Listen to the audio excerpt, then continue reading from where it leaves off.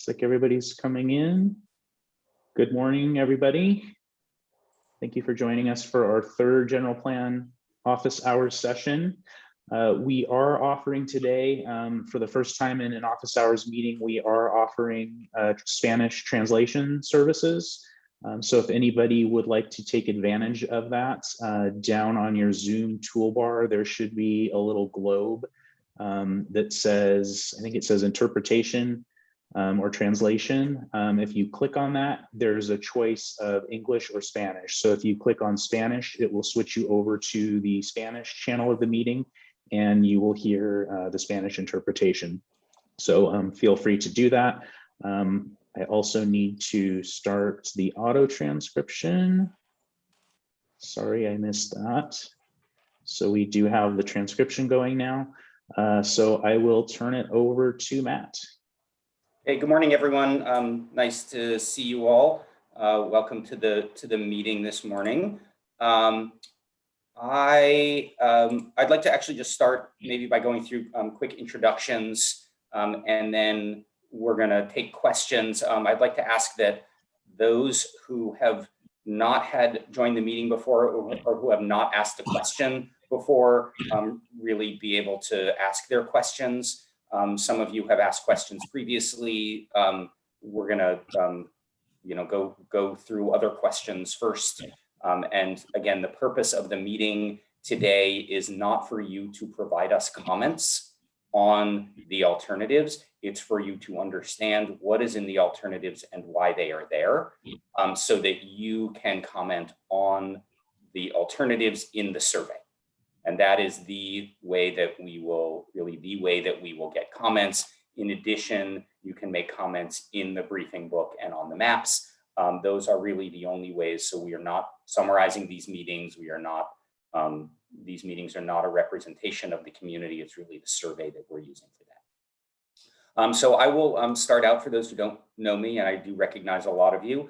I'm Matt Ramey with Ramey & Associates, and we're the lead consultant on the general plan, working with our wonderful partners at the city.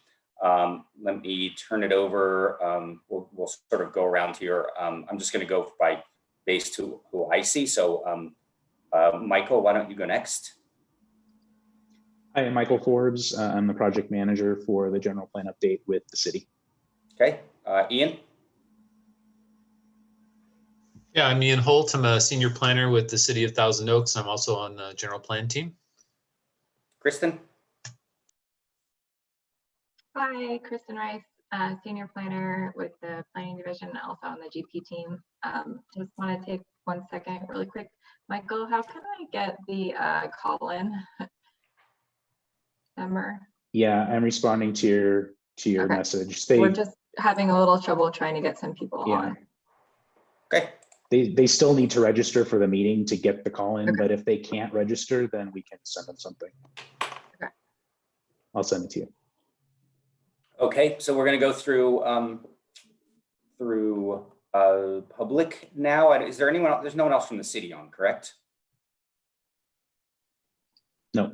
And we do have, as Michael had said, we do have two wonderful interpreters today, Anna and Lourdes.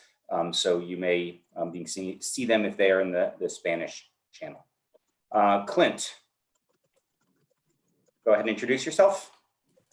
Hi there, I'm Clint, Thousand Oaks resident, a concerned citizen, and a member of the Conejo Climate Coalition. Okay, Faith.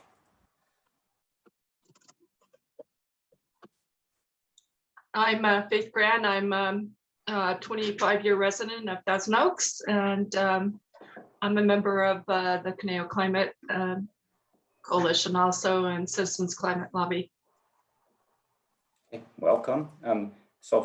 Silvana, did I pronounce it right? Yes, Silvana. Silvana.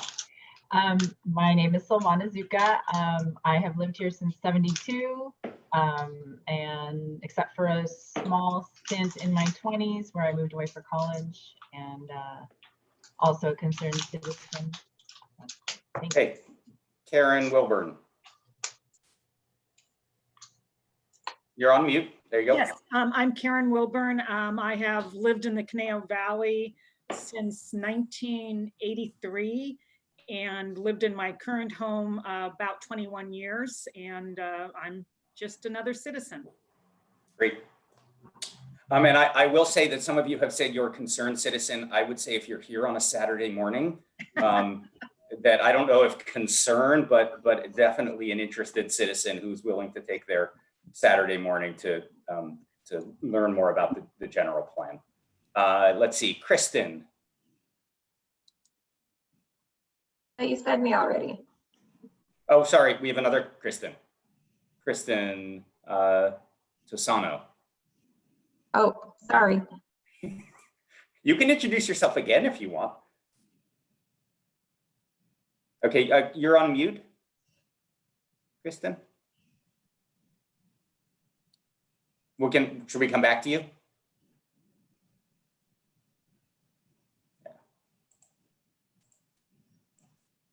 Okay, sorry, you're on mute, so we'll come back to you. Roseanne? Okay, I unmuted. Oh, there you are. Yay. I didn't realize I was on mute. I am a concerned citizen. I have lived here since '89 in my house, and I love it here. I love the way things are, and I'm very concerned with the direction that you're going. And so that's why I'm here today, and to get further educated, but probably also equally annoyed. Well, okay. Roseanne. Good morning. I've been a resident of Thousand Oaks for about 27 years. I'm a volunteer with Citizens Climate Lobby, Chalice Climate Action Team, and the Conejo Climate Coalition. And I want to see a really strong CAP, and I want to see the qualities that we moved here for preserved. Thank you. Phil Rittenhouse. Hi, I'm Phil Rittenhouse. I'm a 15-year Thousand Oaks resident, and I live near the Borchard Wetlands, as it's named, and have concerns about the development and questions about the development of that area. Okay, let's see. Dan, Gordon?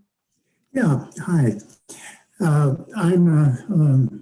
moved here first in 1963 when I was 18 years old, but I've lived here continuously the last 21 years and at Newbury Park.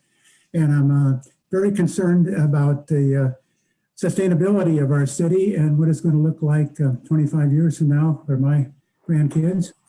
And I really think that we got to do something so that people that work in Thousand Oaks can also live in Thousand Oaks. I think that's just a climate issue because we got to cut down on all the commuting. So anyhow, I'm also involved with the Conejo Climate Coalition and the Chalice Climate Action Team. Okay, great. Let's see, Kat. Hi, good morning. My name is Kat. I'm a resident of Thousand Oaks. I'm pretty new here. I've lived in Ventura County for a couple of years, but just moved to TO not too long ago, and I love it here. And I'm a member of the Conejo Climate Coalition and Climate Reality Project, and just a lover of all things outdoors. Welcome. Let's see, Dan.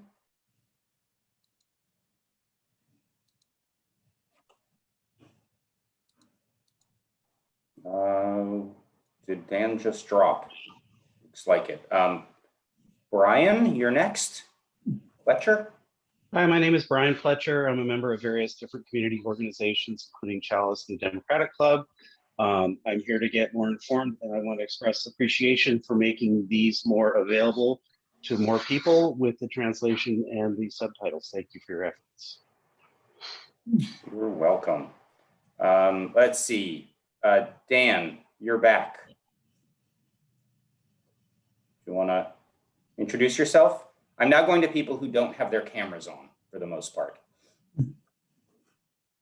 Okay, Dan, we'll pass over you. Phil, off. Maybe you need to tell him to click on the microphone to unmute himself. Okay, so and everyone, that's a good point. Thanks, Karen. At the bottom left-hand corner of your screen, you'll see a video button and a mute button. you can go ahead and turn on your video. If you're muted, you'll see a little red icon in the left-hand corner that with the mute button with the red line through it, and same thing with the video. If you click on those, you will be able to turn on your microphone and your video and turn them off. Okay, let's see. Who do we have? So we had Brian. Dan, are you there? Okay, Phil Hoff.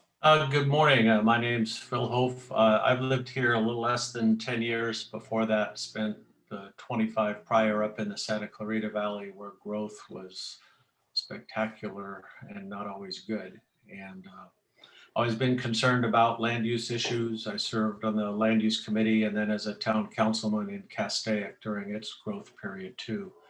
And I'm concerned about seeing some of the same mistakes made there are going to be made here with this edict from the state to basically throw out all the good planning we've had for 50 years and say, okay, here's another chunk you're going to have to accommodate, including in areas that were not designed for that. So this is, I think, the biggest challenge in the Thousand Oaks area that we've seen since incorporation.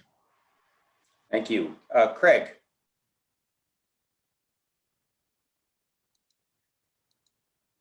Okay. Manfred? Yeah, good morning. I've been living here since 1985. I am concerned about making this place affordable so my daughter can move back here. They live in the Big Valley, San Joaquin Valley, and they wanted to move back here, but it's going to be very difficult for them to acquire a house here. So that's one of the concerns, affordability. Okay, thanks. Nick? Good morning. I am a member of the General Plan Advisory Committee. I'm mostly just here to see what the community is interested in talking about. I'm been a resident of Thousand Oaks for the past 3 years, and I'm looking forward to hearing from all of you. Good morning, Nick. Okay, so then Steve, I believe you are last. Okay, thanks very much. My questions involve loss of control. So sorry, Steve, for right now, we're just introducing yourselves and then we'll get into questions. Oh, okay. I'm Apologies. sorry. Forgive me. Yes. No, you didn't know you joined late. Yeah, I'm interested in loss of city control over zoning and things like penalties, et cetera, and the state's agenda, enforcing us to do things that I don't think are good for Thousand Oaks. Been here since 1987. Love the place, but it's going in a bad direction. Sorry. Thank you. All right, so what I'd like to do is just now, essentially, as I said, this is about question and answer. We will answer whatever questions we can. I know some of you are really concerned about what the state is asking the city and all cities to do based on the fact that growth hasn't happened in the state and it's caused lots of affordable housing issues. I can answer those questions to the extent that I can, but again, it's the state. So the other point I want to make is that I know people are concerned about housing element and housing element numbers, but what we have stressed from the very beginning is that this process is about creating and developing a vision for the future of the city that are based on issues that we have heard from residents. So we've been working on this general plan process and doing community engagement around this for 1.5 years. We've had thousands of people participate in the process. One thing is very clear to me, just from my observation, not as a resident or an employee of the city, is that people love Thousand Oaks. Everyone loves the quality of life, the natural beauty, the open space. The city's done an amazing job with that. However, there are differences of opinion about things that were brought up by some here, which is how can the city evolve over time to allow more people to live here, and others who don't want to see much change at all and like what's here now and don't want to see any change. So there's, again, I'm just being completely honest with folks that from my observation, there's there are differences of opinion in the community, and all of the opinions are clearly valid. There's 130,000 people who live in the city, so of course balancing that is going to be a tough challenge for the city council. Our job is to do what we can to accurately represent what people have told us through the alternatives, present concepts, which is where we are now, get reactions to those. If some people find some of them that they don't like it, that's why we're doing this. So this is what we want to hear. We want to hear things you like and things you don't like. Again, the way that we are getting our comments is not through forums such as this. These are not going to be summarized that said, 12 people don't like something and 7 people do like something, or vice versa. We're not doing that. It's all going to go through the surveys and the online comments, primarily the surveys, but really also online comments on the maps and the briefing book that can be found online. So with that, why don't I open it up to questions? I would like to start. Some of you have been involved in some of these meetings and asked questions previously. I would like, in fairness to those who haven't been here and haven't had a chance to ask questions, I'd really like to start with folks who haven't had participated, and then we can circle back. And I hope that's okay. I'm not trying to, I'm just trying to make this as equitable as I can with airtime here. So we do want to make sure we have time for everyone though. Okay, so Steve, it sounded like you had a question to start with. You were chomping at the bit, ready to ask your question. So let's start with you and move from there. Forgive me for getting in late on. No, it's absolutely fine. Matt, I asked the general planning team in August about the methodology behind the RENA allocations and what came out of Connect SoCal, the whole number thing. And then, and they say you guys were fine with the allocation, the methodology behind the RENA allocation, et cetera, despite the big increase. Shortly thereafter, I found 2 studies, one done by Freddie Mac, that said instead of in the 3.5 million that Gavin promised, new units that Gavin promised in 2018, or even what you said, I think yesterday, 2.4 million, Freddie Mac put our housing need at 820,000. Similarly, and sort of at the same time, Embarcadero Institute, Gab Layton looked at the calculations done by Department of Finance in Housing and Community Development, found that they had double counted, I'm sure you're aware of this, had double counted, the need, the vacancy factors were screwy. They used the state of New York for their methodology, which was ridiculous. And that basically they overstated the need by about 60%. So instead of the numbers that we've got, my understanding is that our actual need is probably more in the million range than the 2.5 or 2.4 or 3.5 million that we see around. And the third thing was South Pasadena sort of captured the essence of it, is that Gavin is in too deep and is in too much other problems to allow HCD to go back on this. Anyway, I'd just like your comment so I don't go off half-cocked on this, but I do believe that we've got some things overstated here. So I have 2 responses to that. One is that this is about developing a vision for the community based on what we have heard from what some community members have said they want. And so you can agree or disagree with what your fellow citizens have said. The other is that the RENA numbers are the RENA numbers. Whether you believe they are overstated, whether there are studies saying that they're overstated, they are the numbers that jurisdictions have to follow for planning. And there really isn't anything, we can't just say we don't want to do it. There are penalties associated with that the city can get into, but essentially, your research is good. There are certainly folks who have identified a whole range of things. Those studies are just some of the studies that are out there.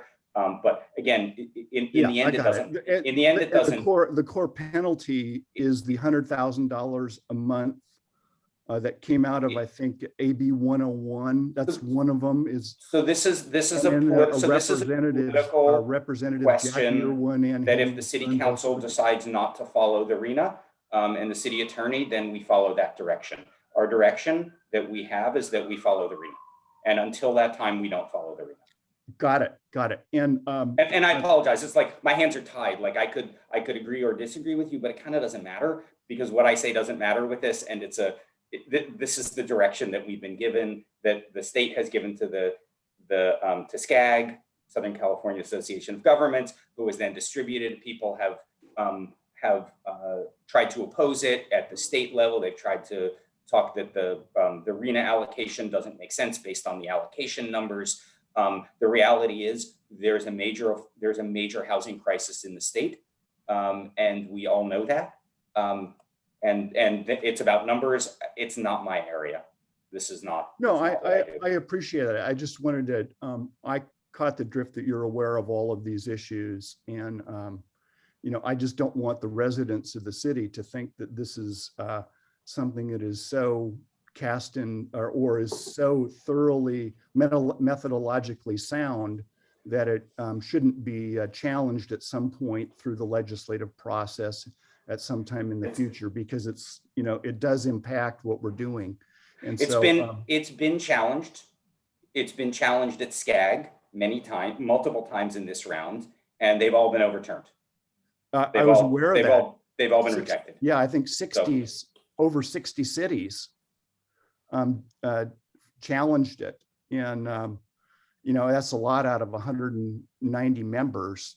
But to your point, I do appreciate the plans that we've done thus far. My only other comment would be that the things that are so tall, the 4, 5, 6, 7, and the skyscraper things seem like more like lost leaders, that we just stick with the 2-3 deal like we've got in the 299 project and things like that. That would be my input, but I appreciate you commenting and letting me know on the other issues.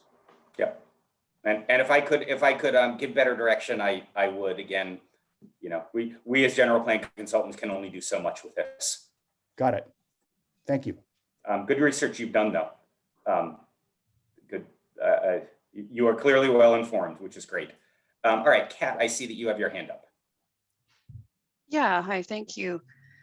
So similar to what Steve was asking, I understand the need for the 3 RENA cycle allocations because it's a plan that goes to 2045. But why do we have to allocate the entire maximum build out of the 81,000? Is there a reason why we can't just convert the sufficient parcels for the 3 RENA cycles and that be what we put in this general plan land use map? The general plan land use map must have 81,124 units throughout the city. So the question is, where do they go? When you say it must, who is requiring that? SB 330, which is a state law, says that you can't reduce the overall capacity in a city or in an area without changing it, increasing it in another area. And that capacity was put in the previous general plan, and that's why we can't go below that. Correct. Okay. Now, again, you being someone who's interested in climate, I think there are ways that the city can evolve. A couple of things. One, the city can evolve over time. The biggest benefits for climate, if you look at the research, are about walkability, reduced driving. So there's benefits for slightly more compact development where people drive less and walk more. So there's a significant amount of research out there on that. Again, the other is really about the type of community that you want to create here in Thousand Oaks. Whether we did a sort of a reallocation just overall to kind of get at the vision based on what we heard from the community. That's what we're seeking feedback on at this point. The other thing is that the city has had a capacity of 81,124 for many, many, many, many years, and you're only at 48,000. So the pace of development happens incredibly slow due to a variety of things, including absorption rates, the individual financial decisions of property owners. There's not really much land that's completely vacant in the city. So, and this is a really important point to understand, which is that that if someone owns a property and it's a single story retail use, for example, and it's leased and there's money coming in, there's not a lot of incentive for them to convert that to another use, to actually increase the amount of development, to do a 3 or 4 story mixed use building. There just isn't the incentive. Why take the risk when you're making money on that? And so what we find is that while 8% of the city is included in these discussion areas, less than 8%, a good percentage of that is actually existing residential areas, which we don't think are going to change. Another good percentage of that is actually the sort of industrial office uses, which we have questions about whether the intensification of those can change. And then the last, 1 to 2% is really these other areas that we're talking about, which has right now, those are retail areas, many of which are dying, and the city has way more retail than it needs. And so I think a question for you all is, what do you want to do with those retail areas? Thousand Oaks Mall, Thousand Oaks Boulevard, areas in Rancho Conejo. That's a question. That's a real question about whether you want to just kind of keep them that way, or whether you want to allow something else in the city.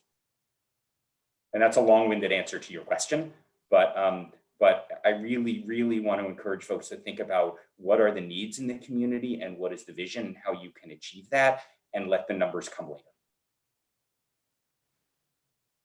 If we just plan on numbers, the city doesn't necessarily get the things it might need or want, including fiscal stability. And the city's tax revenues will be declining as retail stores close.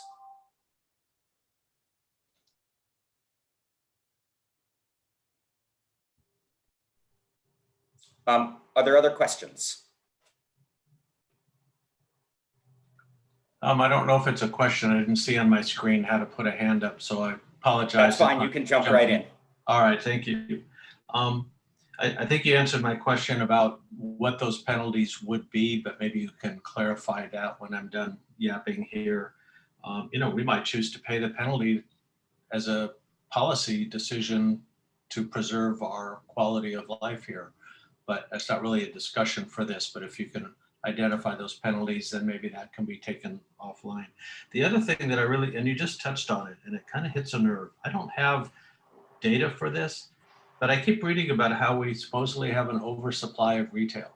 And near me, I've seen quite a few businesses say, you know what, they increased my rent 30%, so I'm going somewhere else. I don't know if we really have too much retail, or if those who own the retail property are just asking so much, people are going out of business. In a slow economy, to be asking for rent increases makes no sense. And I think supply and demand, if left to its own, would resolve that. It's almost as if these retailers want to preserve their profitability regardless of it. So they push for more population and for something to create this myth that there's too much, and that's why they're not making a profit. I really do see greed behind that when I see businesses that have been here for 25 years say, I've got to get out of here because I can't afford the rent anymore. Why is the rent going up if we have a tremendous oversupply of retail? Thank you. I can't, I haven't heard that. I haven't heard that rent is going up. I can tell you what I've seen anecdotally, and I can tell you what I know across the state, which is the state of retail in city after city. You can do your own research on that. It's a choice. In terms of the penalties, I'm not a housing expert. It's only one of my areas. I don't go into the detail of that. So if the city chooses to have to accept whatever penalties there are with the housing element, the city can do that. That is a political decision that is, as they say, way above my pay grade. But as a planning professional, it is not something that I recommend to do. Matt, if I may, this is Ian Holton with the city.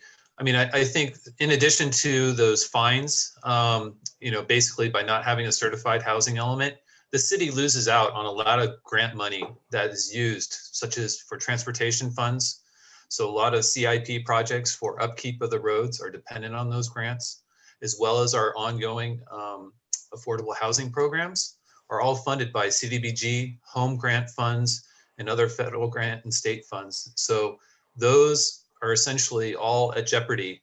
And those are, basically money that the city uses for ongoing programs. So those would be at risk as well. I'd just like to add that. So, some of those things that I don't want to say are taken for granted, but are just not really well known or seen, would be at jeopardy. Thanks, Ian. Okay, Manfred. Good morning again. I have the general plan 2045 in front of me. I've been through it a little more on a precursory basis, but the one thing I'm puzzled over is on page 55, where the alternatives are being compared. The one thing that doesn't change is the total housing units, and I thought it was one of the big efforts trying to get more housing units in there. If you look at the graphs, that is the same as 1970, and the same for either one of the alternates. How does that explain that to me, please? Sure. So first, I want to correct a potential misconception. This is not the general plan 2045. This is the alternatives briefing book. You said it's general plan 2045. So just, I don't know if you meant it that way, but I just want to make sure for those who are on that it is not the general plan that is that document. I believe that's the title for the book that I'm looking at. It is the title of the overall project, but it says alternatives briefing book on it. Okay. So, Okay. but again, there's a lot more. The point is there's a lot more to come and a lot of decisions that need to be made in the general plan that have goals and policies. All of the alternatives, one of the founding aspects, and this gets back to what Kat's question was, the general plan alternatives all have the exact same number of housing units in them. And so the question is, where are those housing units? And what is the form of those? So right now, there's more capacity for growth. And again, this is what we're talking about. We're only talking about capacity for growth. So the 81,000 is not a mandate to build that. It's just the overall capacity. That is the number in the current general plan, and that is the number in all three alternatives. Measure E says that you can't increase the number of housing units. And so we've really stuck with that. And SB 330 says that you can't reduce capacity. So essentially our number that we're trying to hit is 81,124-ish housing units. Not going to get exact, but that's really the number that we're trying to do. So we're not trying to increase housing units. What we're doing is looking at how, where there is essentially capacity in residential neighborhoods, where multifamily housing could be built or more intense housing could be built, to transfer that, some of that capacity, not all of it, but some of that capacity to areas that are currently, for the most part, commercial or could have more intense development, multifamily housing or mixed use development, which is really multifamily. Well, I'm really confused, because if we're trying to establish affordable housing, but we're not changing the number of housing, so does that mean for every affordable house residence, we have to tear one down? No. So let me, sorry, it is very confusing. Let me give an example. So there are areas in the existing general plan that are zoned and have a general plan designation, which is what's allowed to be built, of a range of between 4.5 units per acre and 15 units per acre. Some of those areas are built at 5 units an acre. So essentially that means that those areas have a capacity that additional housing could go in. We heard throughout the process that one of the aspects that people really love is the character of the residential neighborhoods and you don't want to see that change. Right now, and this is with some recent changes in state law, if you have a house on, essentially a 1/4 acre lot or a 1/5 of an acre lot, you can build up to 15 units an acre on that. And that's just allowed by law at this point. So what we've done is, because there's capacity in certain areas, we've taken some of that capacity and moved that to the corridors to allow for multifamily housing, to increase the supply of multifamily housing, which translates to housing that is more affordable, and in some instances, capital A affordable housing, which is deed restricted affordable housing. It's Okay. confusing. Well, very much so. I hope there's going to be a clarification. But anyways, thank you for the information. You're welcome. Okay, Phil, you have a question?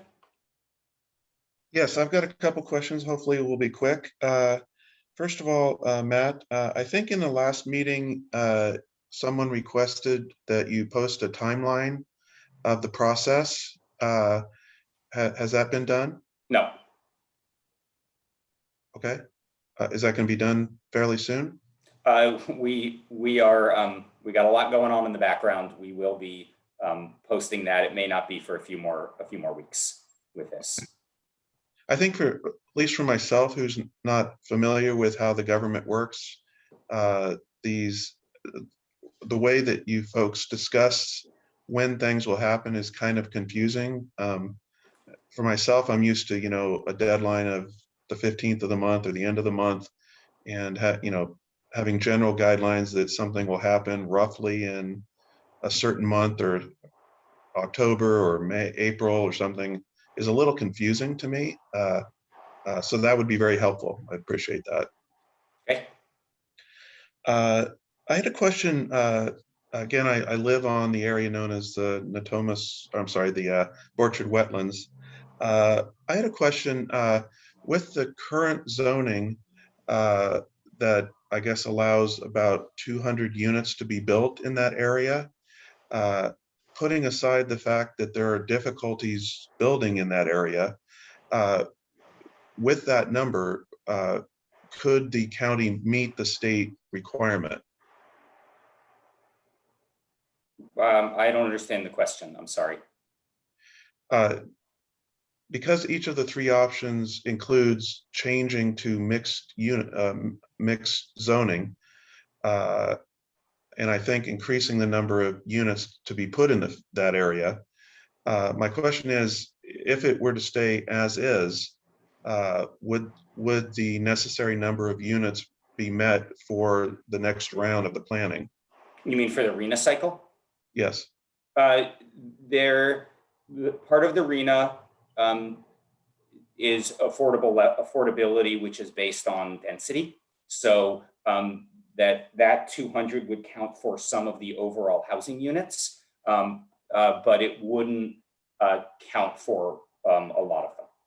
It could contribute to the number, but it wouldn't address at all what's called the very low or the low, or I think even the moderate income units. Okay, thank you. My last question. And so just to say, so, the RHNA is about identifying sites at different densities to allow the potential for housing to happen. And so you have to look at it based on density, which is you have to, for the very low and the low, you have to allow 30 units an acre. Doesn't mean that's what's going to be built, but that's what the general plan and the zoning need to say. So if it's zoned, and I don't know what it is, I don't know what the single family is, 4 units an acre, 4.5 units an acre, then that would not count for those numbers. But for the moderate and above moderate, it would count. Okay, thank you. My last question is, has an environmental impact study been done on changing the zoning of that area?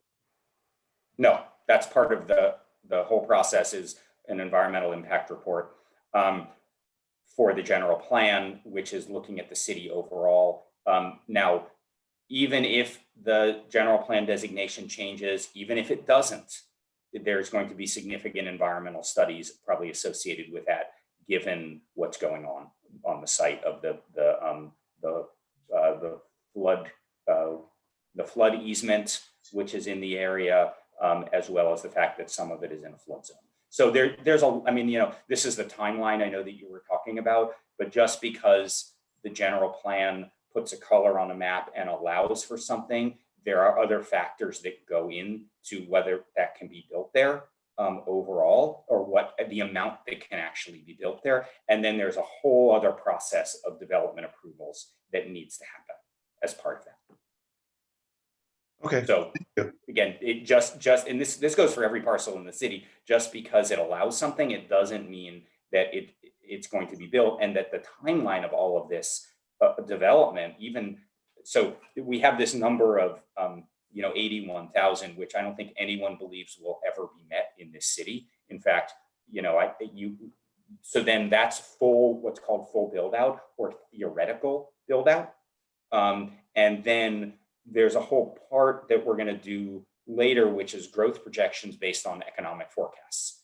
And so that number, which is what we expect by 2045, is much, much smaller than what the full build out allows. Okay, thank you. Okay, thanks, Phil. Let's see. Dan or Dan's right-hand Lori. person. Lori.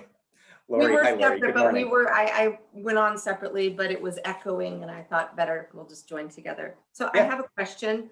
I have not been on the other meetings. We heard the very first meeting, your presentation. Welcome. Thank So- you for coming. So you have all of these characteristics in your plan of what you say, or the characteristics that you want whichever plan is chosen to have. And one of them is protect single family neighborhoods. And that they should be built at similar density and scale to what is there. And so you're talking about that, and you call all these other neighborhoods, single family neighborhoods, areas of stability. But we live by the former wetlands that off of Orchard that Phil was just talking about. That's right behind our house. And why are we not getting the same consideration? You have lumped us into, this property is being lumped into Rancho Caneo, which when most people think about Rancho Caneo, they think Amgen and the commercial center. And so they're not realizing that this 36-acre piece of property is surrounded by single family homes. And this area should be considered an area of stability. These homes were built in 1979, right across from us. Those homes were built in the 60s. This should be considered an area of stability, and we should be getting this same consideration that all the other single family homes areas are getting. And yet now, instead of 2 to 6 homes possibly being built right behind my house, you could put 30 to 45 per. It's insanity. It's insanity. What you're saying is a characteristic of your plan is not what would happen if this area, and I'm pointing, sorry, I'm looking at the piece of property is right behind my house. That's not what would happen here. So how do you justify that? So first, this is actually out for discussion. Second is that the ideas for this came from through the public process that's been going on for 1.5 years, where we asked people to identify different concepts for where new development could go, and that area was identified as a range of things, which is ultimately, I think, what could happen on that under the designation. We mentioned this before of the challenge that we have right now is it's one parcel, which is 30 some odd acres. I think we're hearing comments, and we're of course taking those into consideration. So there's no answer and no decision made on this, but I certainly could see a potential stratification of development in that area, or it could stay the same. That's what this process is for, and so I would encourage you to just write that as part of your comments in the plan, that it should be, quote, considered an area of stability. So I did have a comment on over the last year and a half, you keep referring to that over the last year and a half, that there's been all of this, I think you've called it robust community involvement. There's, how many people live in the city of Thousand Oaks? Is it 150, 140,000 people? 130-ish. Okay, and I believe that what I read was that 125 people were part of your survey. That is how you. No, that is not correct. Okay, so how many so first of people- all, we can go in and Laura, Kristen said this before. We can talk about the engagement we've done. Kristen, we should really just document all of that. We had notices sent to everybody in the city about the general plan process starting. We've had meetings, there's been lots of meetings. But the point, I think, is that it's not too late and you're here and you're providing comments because no decisions have been made on this. So Well, if this, the only reason I I'm bring sorry, it up- Lori, I was not finished. So if you have something that that you're concerned about, this is absolutely the time, and we're glad that we wish that you had somehow found out about it a year and a half ago. But this is actually written, for the most part, the first time we're talking about specific parcels besides just stickers on a map. So this is really the time. So you're not too late. So again, we're glad that you and others are here and talking about this. But it really is, we would encourage you to put your comments on in the survey so we get those. Okay. Well, so the reason that I brought up the number of people is because when someone, I don't recall who else was speaking, you said that because they differed in what was in the plan, and you went back to the concept that that person was going against what the city wants. And so that's the basis for your argument, is that the city wants these changes to happen. And we feel that there wasn't a lot of the city that was a part of making the decision. And so when you substantiate your what's in this plan and shoot somebody down and say, well, what you're saying is going against what the rest of the community wants. That's why I bring that up. I'm not saying it's going against, I'm saying it's what we've heard thus far. And that Small percentage. And we've been and very that's involved common. in the That city. is actually very common for a general plan process. So I think what we really want to get at today is questions about this. So you have the history now of how it got to it, of where we are. And it's perfectly, that we don't foresee that, and I'll just say this, that any one of the individual alternatives is going to be selected as is. There's going to be changes. This is for discussion. It's for concept. It's for, and so, that's what this is for. So the fact that you're actually saying you don't like something is exactly what the process is for. Great. So I do have a question though. So is it possible this parcel is zoned for R1 right now, which is residential family homes, 8,000 square feet or larger? Is it possible to divide a parcel into different kinds of use, like this be left this zoning and this be changed to mixed use? Yeah, absolutely. And in fact, we're hearing more now than we had heard before. And so, I will tell you as a planning professional, like I understand the reaction of like, oh my God, this is all of a sudden you're saying that there's going to be, 3 and 4 story buildings right next to my single family homes. And that's there's a fear about that. I get it. So, and I actually, I think that as these conversations are evolving, maybe there can be a sidebar to just sort of brainstorm on how something could look that's Lori, exactly what you just said, which is stratifications, and it subdivides so that it goes from, single family to maybe townhome, to that as you move over, towards the commercial areas, that it could be mixed use, right? So it could be this sort of stratification of density so that How do it we do protects. that? What? How does that get done? So I actually, Karen, did you get my email? Karen Wilburn? No, when did you send it? Thursday night. So anyway, so for You must those, have gone to my junk folder. I'm sorry, I'll have to look at it. I did. yeah. So anyway, Karen has been, this is the third time Karen's been on, and she's been, hammering this, why did you do this in here? So like, I understand people being upset. I understand wanting to talk about this.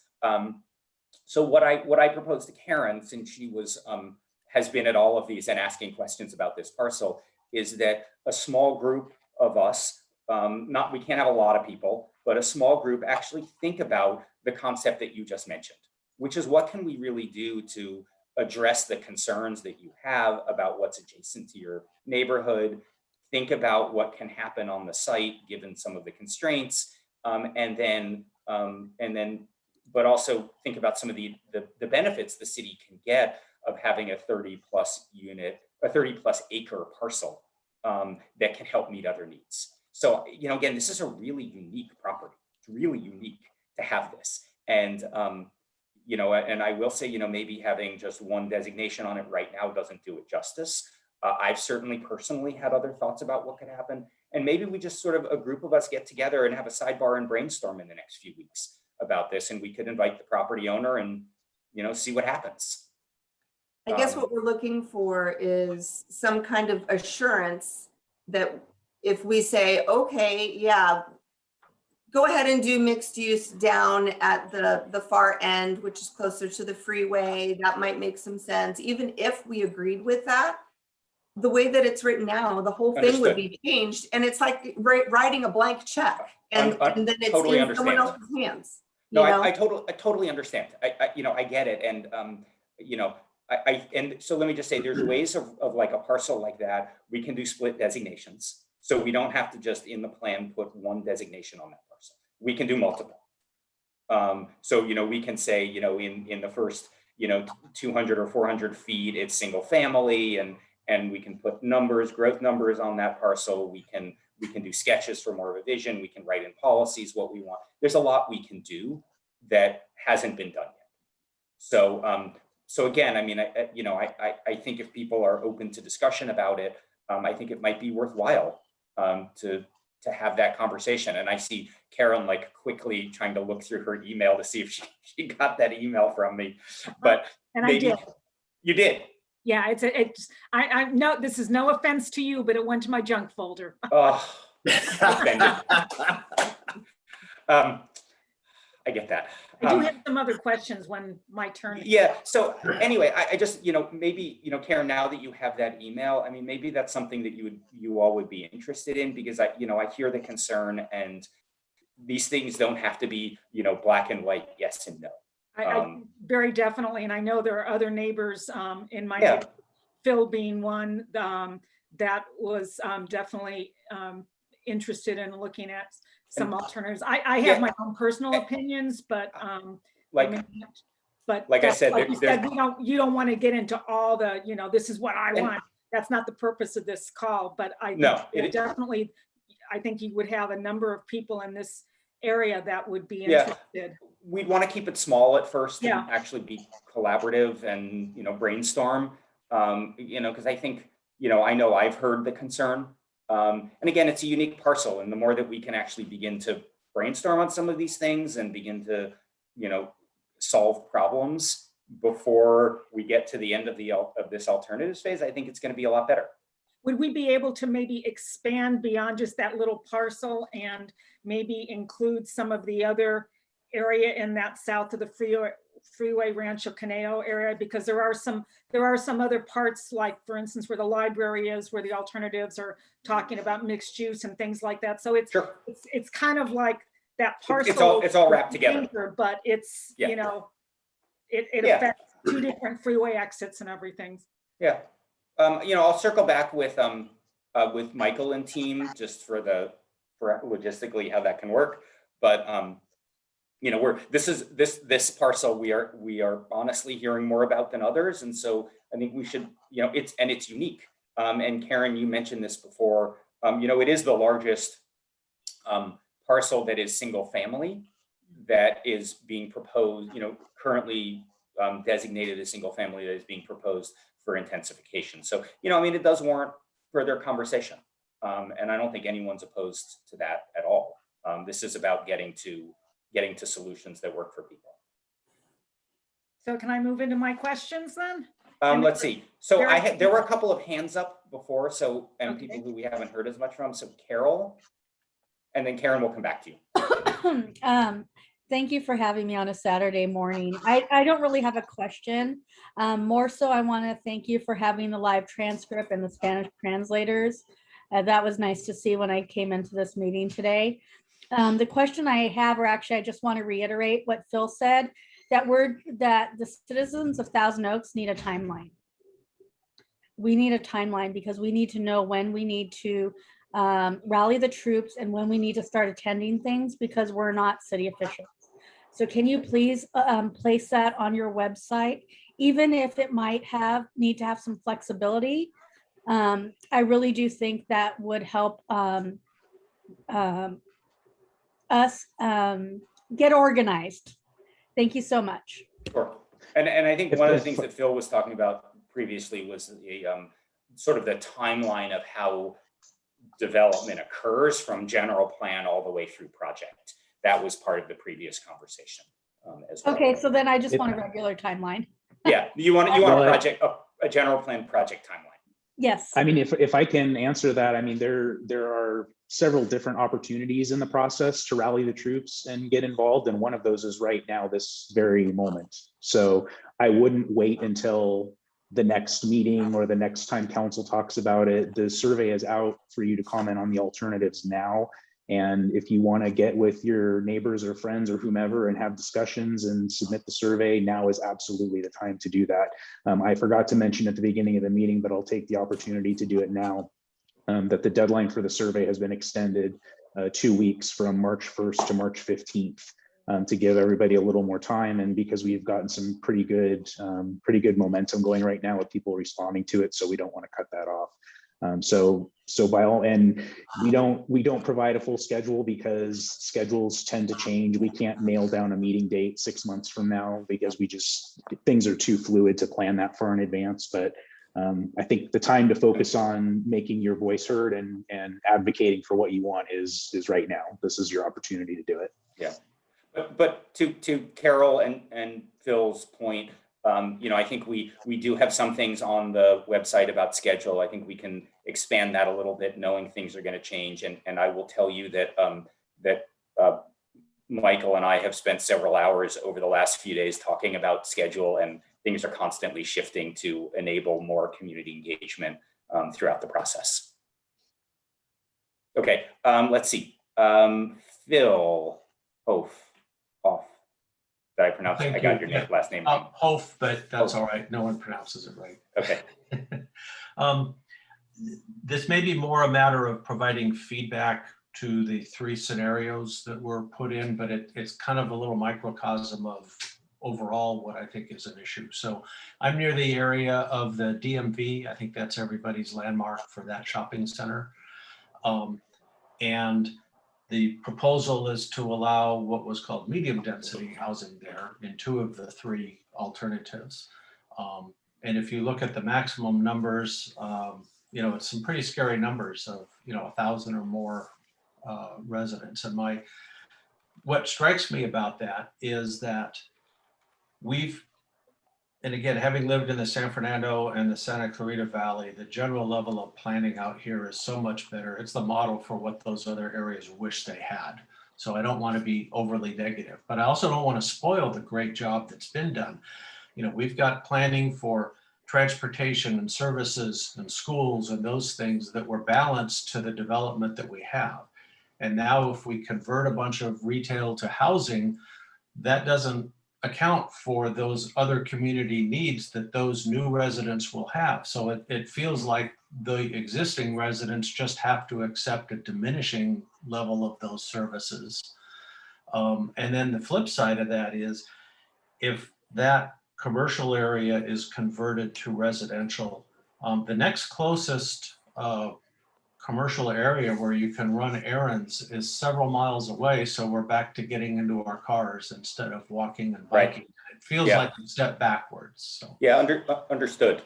Thank you. Yeah, so you're talking about the what we're calling the village center at Herbs and Los Yes. Arboles, right? Yes. Okay. So a couple of things with that. I completely understand one of the other aspects that actually came through at the engagement process was this idea of sort of walkable neighborhoods or village centers. I think one thing that could certainly be written into the plan with an area like this is to require that if there is housing, there's still a certain amount or a good amount of retail as well. So, it could be a situation where there's a yes and but that said, we've certainly heard mixed things from folks in the process about whether some of these commercial areas are going to, whether they should stay as commercial or whether they should allow some housing, whether there should be a mix. So, I think it's really an open question. And I think we're going to need to sort of go area by area and look at what's possible in each one, not think about them, all together. Yeah, and part of that is one of the issues I can see there is circulation. It really only has access on Arboles. There is a right turn out onto Herbs, but you really can't turn that into a major intersection to handle volume.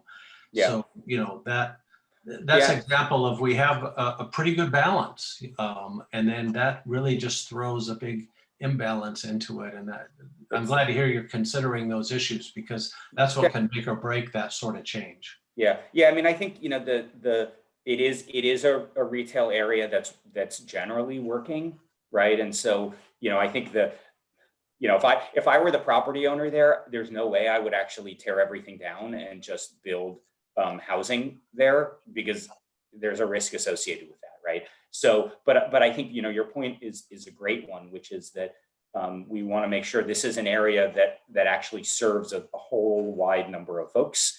And to lose retail in this area, to lose those services actually has an impact on things like climate and access and neighborhood quality.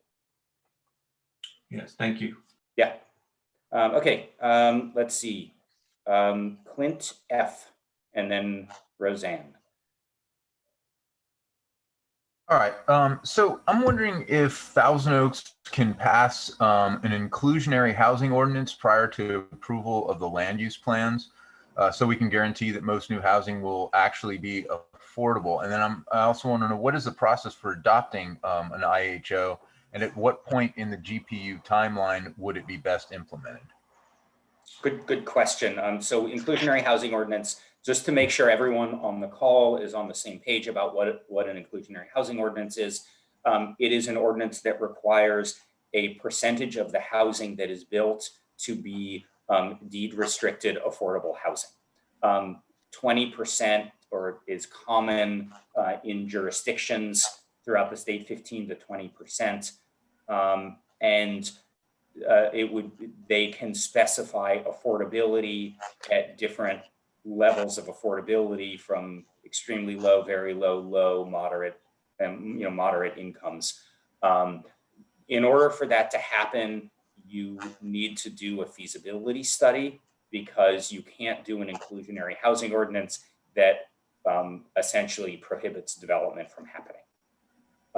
So you need to do a study to make sure that the projects can actually still proceed, and that it's not just a barrier. It's not being done as just a barrier to housing. So there's a financial feasibility study that needs to be done with that. Inclusionary housing ordinances do not need to be included in the general plan for essentially the development that happens from the general plan to include inclusionary housing. I understand the need to push for it. However, and I'll just give an example, we worked on a project up north that has very pro affordable housing. They have rent control. The general plan had policies to promote affordable housing, an action to create an inclusionary housing ordinance, and then it was an implementation from that an implementation action from the plan to do the inclusionary housing ordinance. And really, because the pace of development is really slow, it takes several years to even just get to project approval a lot of times, that all of the projects coming through are going to be subject to the inclusionary ordinance. What city was that? That was East Palo Alto. There's a lot of communities that have inclusionary housing ordinances. And I'm not, and Clint, let me just sort of clarify. I'm not saying it's a bad idea. I'm saying that you don't need to do the inclusionary ordinance before the general plan is done to really get the benefit of the inclusionary ordinance. You know, if the city is serious about it, you could start sooner rather than later. It could be adopted at around the same time, but it's not critical because it's the time at which it sort of kicks in is at project approval. So, you know, and even a project that goes through the pre-app now is not going to be approved for many, many, many months.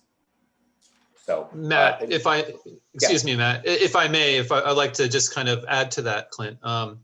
You know, we did look at trying to update the inclusionary housing ordinance. However, you need a feasibility analysis and a fiscal analysis. And that's based on the parameters that are currently on the books today. And, you know, the fact that, quite honestly, the zoning, we don't have a lot of high density zoning. And the projects that come through are typically asking for density bonuses and so forth. We don't have a good track record to come up with a good number. I mean, if we did a study, it would probably be a very low number. And the thought process that we had internally as far as doing the inclusionary is, let's wait to see what the outcome of the general plan is. Because if we introduce new land use categories that increase capacity or the zoning capacity in certain areas, that could change what we could actually ask for. That could help increase and bolster up what we could ask for based on newer parameters. So anyways, that was part of the process that we had thought about. Thanks, Ian. And, you know, and I think that, you know, I don't think, you know, I think if the community wants more affordable housing, what Ian had just said, which is that it actually, as much as I know some people don't like this, it is tied to density and feasibility. It doesn't mean bigger buildings. You can have smaller units within the same size building. We went through this process before. I mean, you can get more than 30 units an acre in a 50-foot building, which is what's allowed now, with smaller unit sizes. So you can have the same building form with more units, and then and because you're increasing the density within that, you can then, it makes projects more feasible, and then you can essentially extract more from the projects for affordable housing.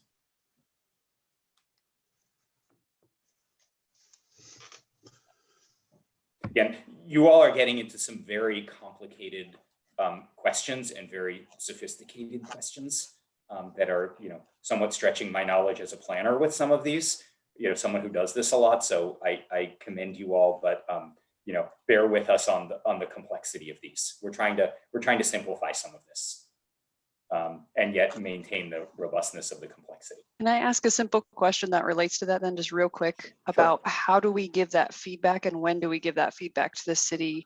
Because I know there's going to be a housing element, right? That's going to write out like the ordinances that we want to see. When do we give that kind of feedback? Okay, so part of it is now through the alternatives. There's also options in there for more open-ended comments about housing and the alternatives, and so you can certainly use it there as well. We are going to have a more focused meeting on the housing element as when it's drafted. You know, you can always, again, you know, write comments just overall about what you want to see. And those, you know, we prefer that they go in the briefing book. There's questions about affordability. You can put those in the briefing book. People can do thumbs up that they like them. You can do them in the surveys. And of course, if you do, Kristen Rice doesn't like it when I say this, but you know, if you send emails, I'm far enough away from her that I can say this and not get in a lot of trouble. that you can send emails and we will get them. We are not going to respond to individual emails to say I like an idea, but we will get them. But I do respond to every email. Okay, which is why I can say send emails and Kristen can get mad at me for saying that. Okay, actually Roseanne and then Karen. Okay. You're on mute, Roseanne. Sorry about that. Thank you. Two questions. One is really quick. I've heard different people say different things about accessory dwelling units, and I would like to know whether or not they count towards the RHNA totals. Towards the what? Towards the RHNA? Yeah, I don't know how you pronounce it. RHNA? RHNA. Yes. Ian, do you want to answer this one? Sure. Yes. I mean, ultimately, when we report out as a city, building permits issued for accessory dwelling units definitely count towards our RHNA numbers. And the state is now starting to recognize, and I don't have my head completely wrapped around it, but you are able to categorize those in certain affordable housing categories, whereas typically they are market rate. But, you know, it's hard for, you know, making a single family property a deed restricted affordable type housing unit in the backyard. So anyways, yes, they do count towards RHNA.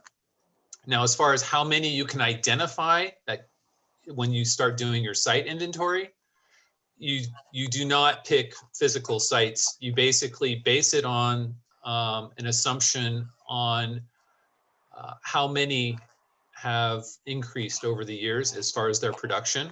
And, you know, this year we've produced a lot more than any of the previous years. So whatever that trend is, I believe you're able to use those assumptions for meeting your RHNA in the housing element. Yeah. So, and just again, Ian, that was a great answer. It's a complicated question. The short answer is yes, you can count some, but it's based on historical trends. And for the most part, the city is not going to be able to count 100%. You know, it can't do everything based on those numbers, especially because of the affordability question. No, I wasn't expecting you could. I just wanted to know whether or not they counted, because some people have told me yes and some people have told me no. It's a great question. You know, I will say there are cities that are starting to actually look at ADUs and try and create affordability programs through ADUs. Again, sorry, I'm policy wonking out here. ADU is an accessory dwelling unit, a separate unit, either attached or detached from a single family home. Yeah. So some cities are actually starting to look at how you can provide public subsidies to create affordable ADUs. So that's something to consider as well.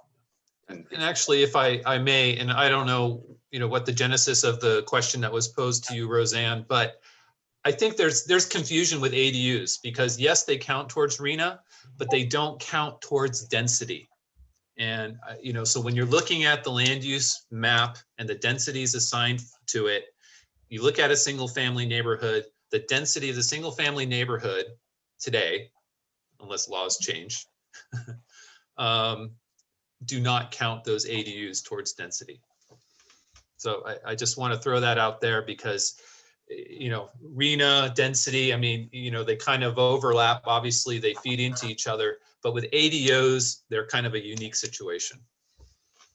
So basically, it would just be counted as part of the main unit on the property then, in terms of density, correct.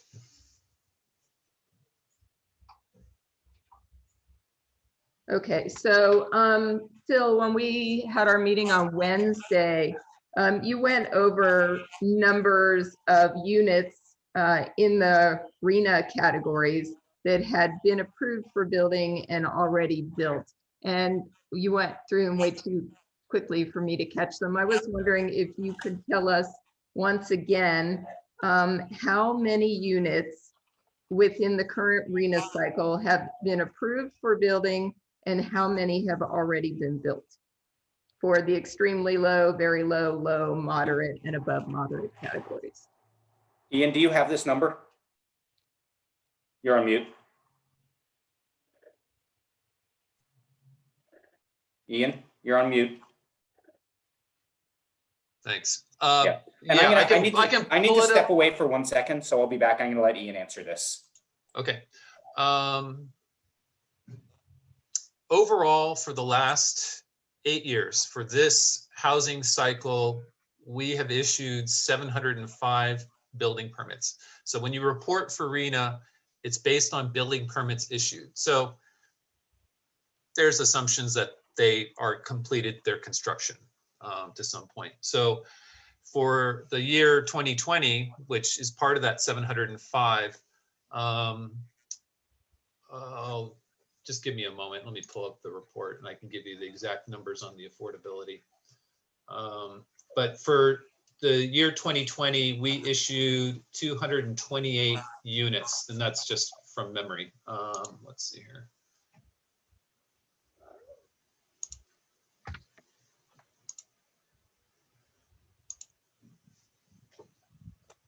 And this report, by the way, will be going to council on March 16th.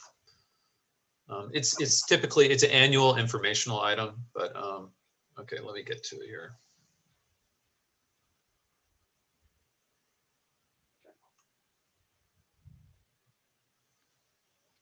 So Roseanne, you wanted to know overall what we had produced for this last 8 years?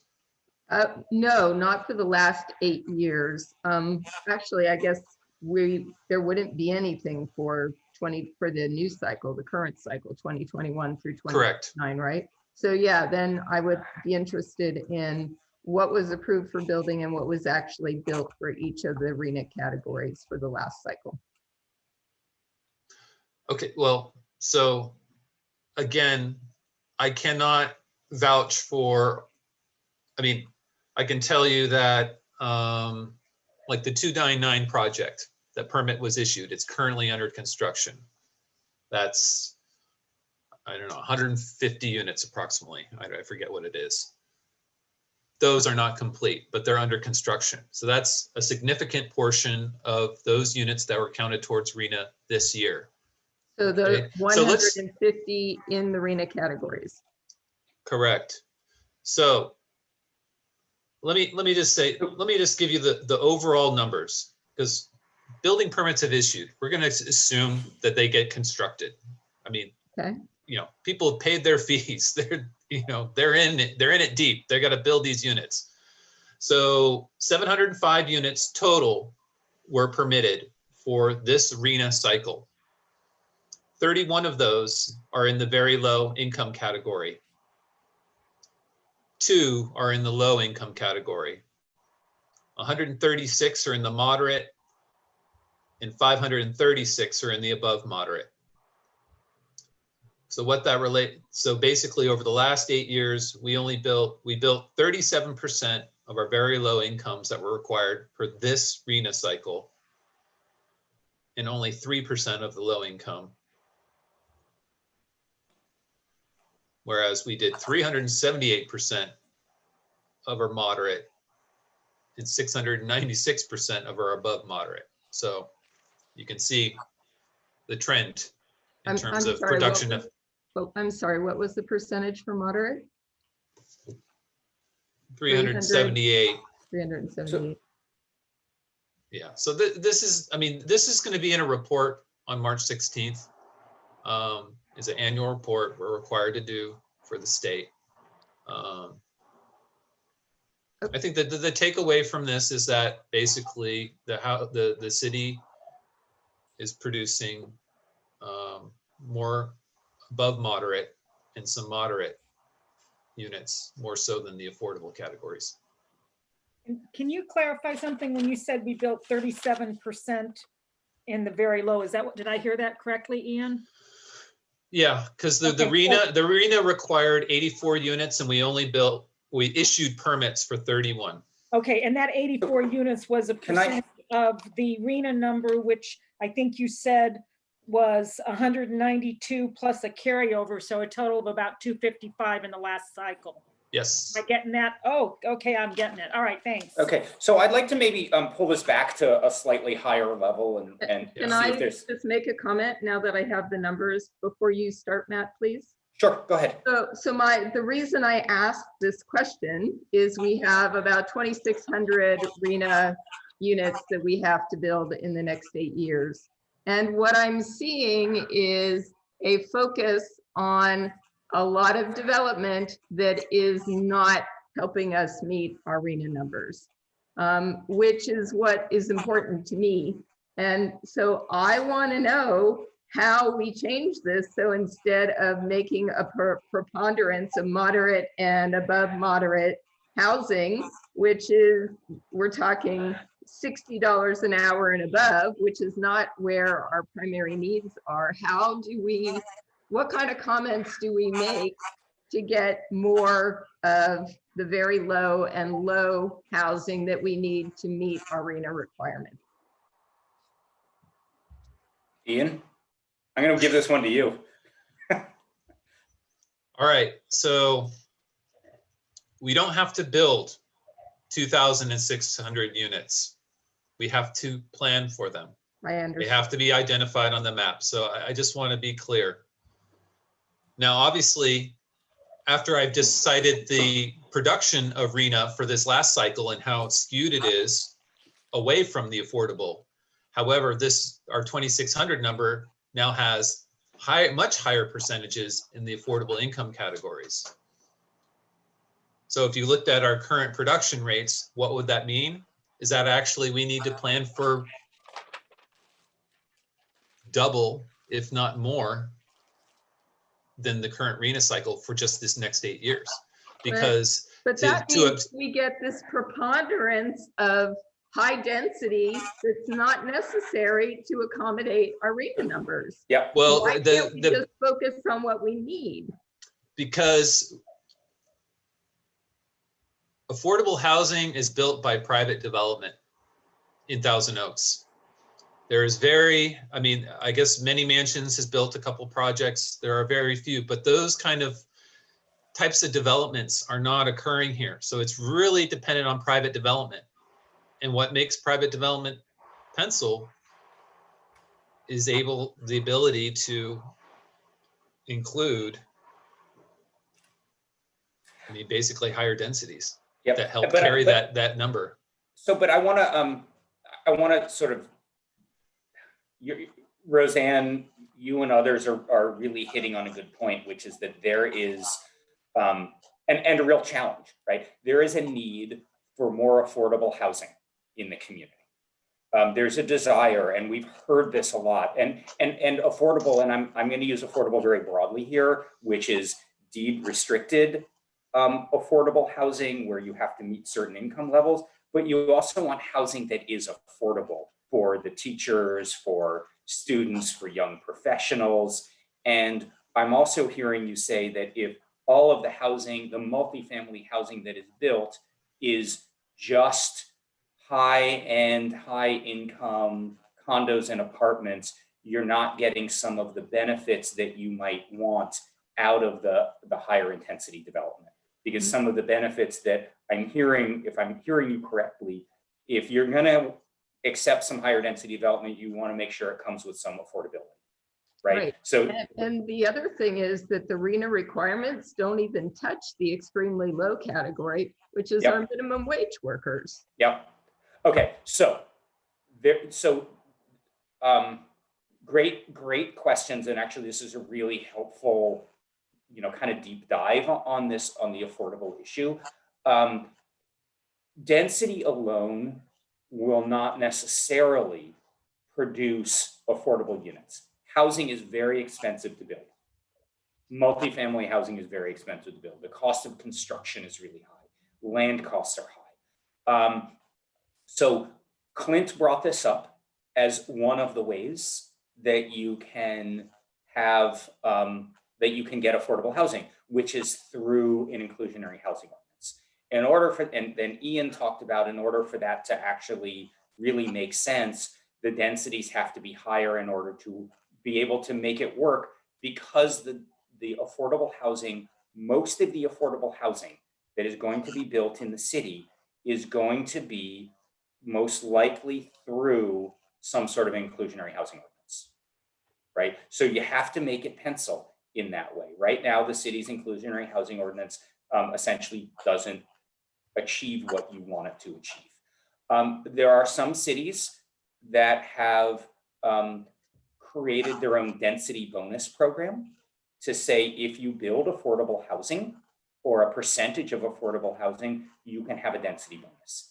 The state has a density bonus program, but the challenge is right now with where the densities are in the city,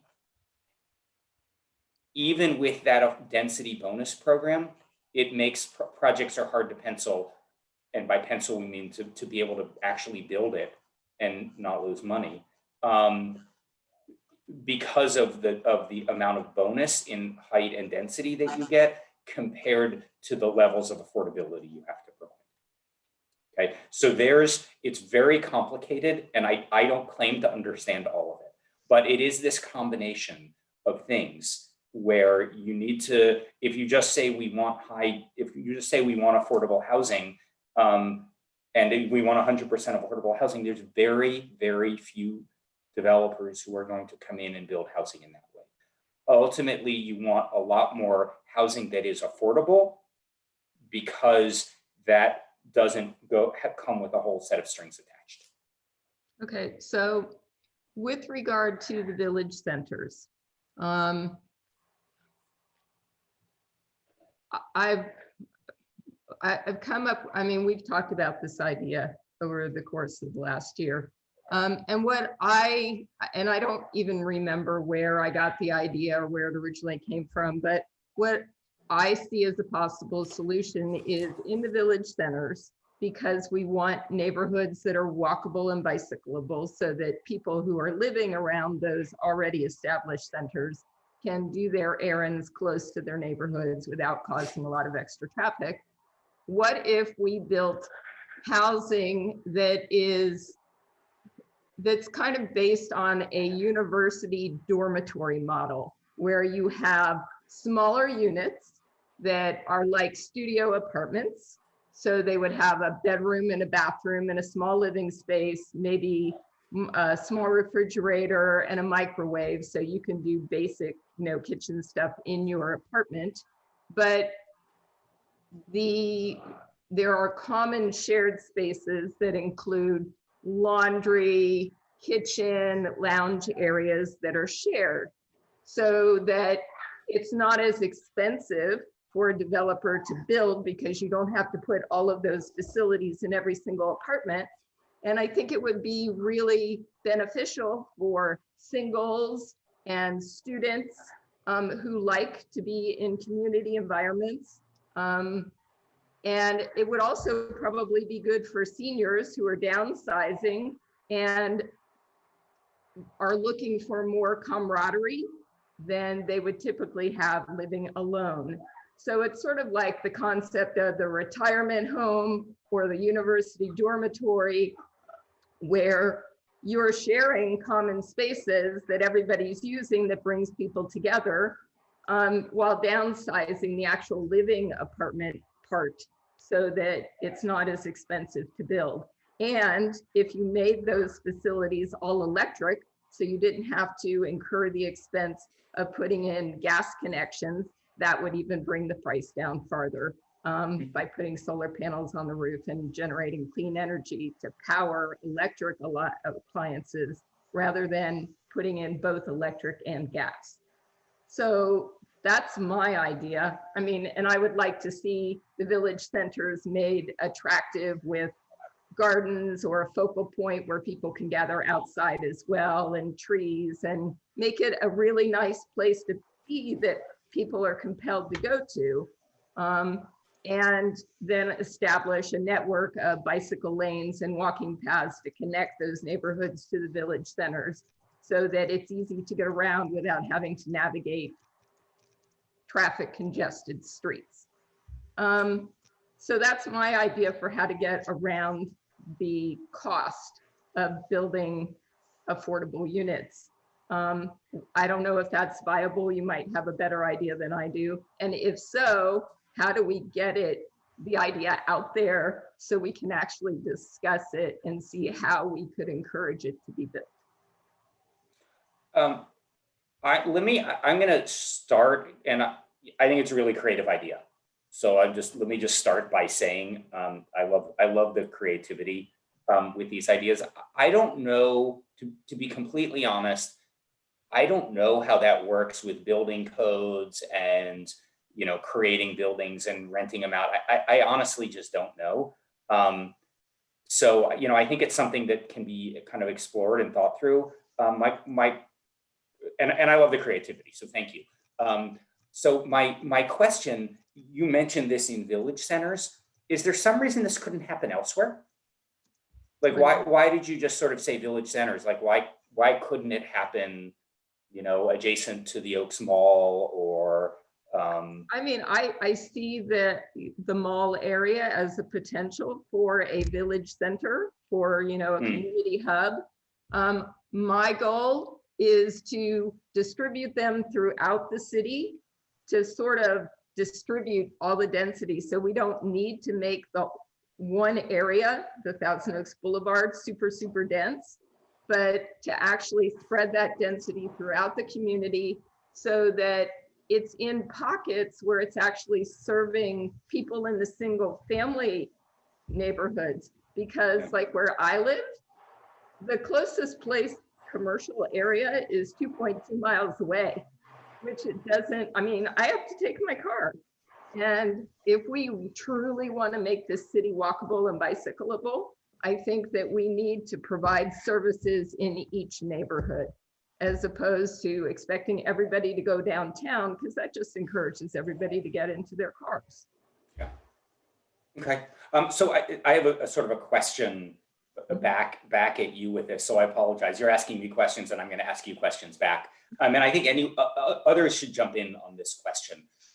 One of the things that is always a challenge is, and it's come up in this plan, is this question of calculating density versus the scale of the building. The comments that, Roseanne, your idea essentially would result in buildings that could be 3 and 4 stories, but would have a very high density number because the units are so small. Right. So there is, to be honest, there's sort of a conflict going on here of density, the actual number versus the size of the building. And people think about those things together, but your point that you just made, and I had made this a year ago at a general plan advisory committee meeting, is that people understand scale of building more than they understand dwelling unit density, because dwelling unit density is based on the size of the unit and not the size of the building, right? So if you have 2,000 square foot average units, that gives you a low density in one size building. If you have 1,000 square foot units on average, it gives you a much higher density. If you have 750 square foot units on average, the density goes up even higher. The building form can essentially look the same. So my question is, how much tolerance is there in the community to keep building form smaller, 3-4 stories, but allow increase in density to achieve some of the things that you want to achieve? Okay, so I can only obviously speak for myself. Yeah, and I'd love to hear other people answer that, because it's something we struggle with. My issue with density is not the density itself. My issue with density is all of the extra traffic congestion and pollution that it drives. So if we are truly building a city that is walkable and bicyclable, where everybody can do that, and we're actually taking people out of cars, then I don't have a problem with the density. But the way things are being built now, we're just getting a lot more people and a lot more cars and a lot more traffic and a lot more congestion. So I don't see that we're getting the benefit from that density. Okay. What do others think? I'll speak up and say, I think there would be a little bit more tolerance if the building structure itself was smaller, and we were getting this density without making 4-story buildings. However, even if we make it walkable, there's a point we've got to cut off, because we cannot get away from the fact that even if it's walkable, the more density you have, the more people you're going to have living there, the more cars that are going to need parking, the more cars that are going to be coming in and out of the area while they're going to work. So you save some with that, and you maybe can save the building size, but you still are going to be bringing along some of the other problems. So that's a hard one to just say you can trade one for the other. I get it. I mean, this is and this is where I've been sort of saying these are not simple, but even the things that you all say you want of having a lot of affordable housing is going to have the same, the same impacts that you're talking about. And I think, we have heard through the process that people want walkability, and I hear the desire that density without benefits is not worth it.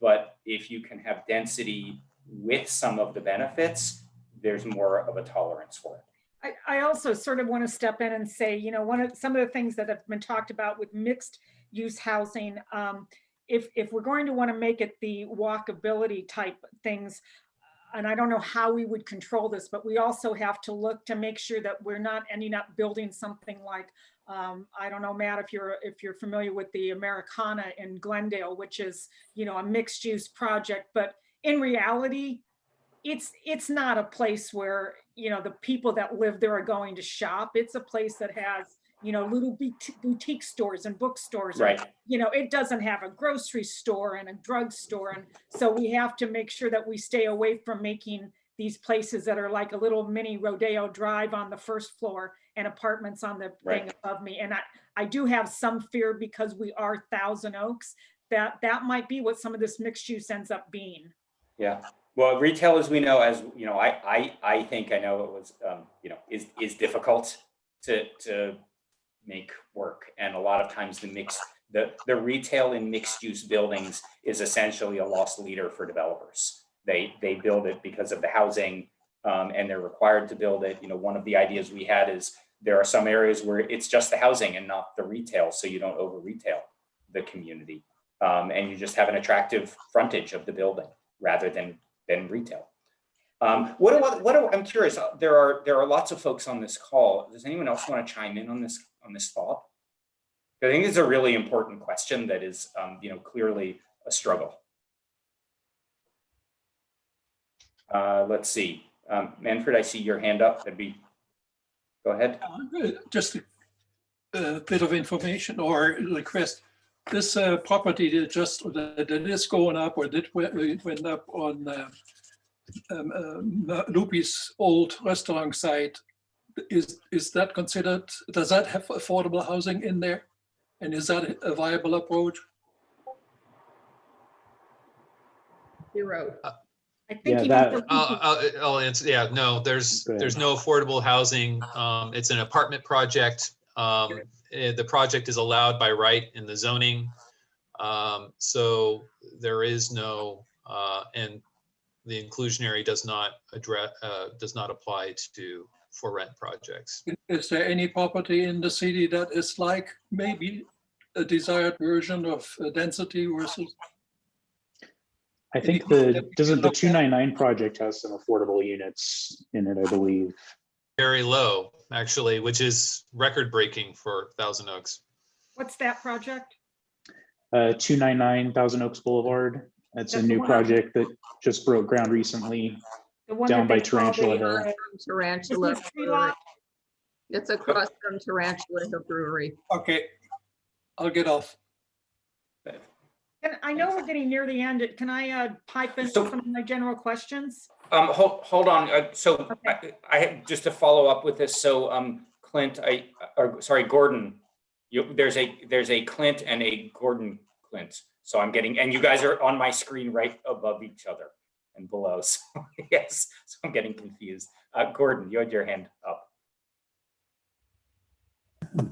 I was just wondering what the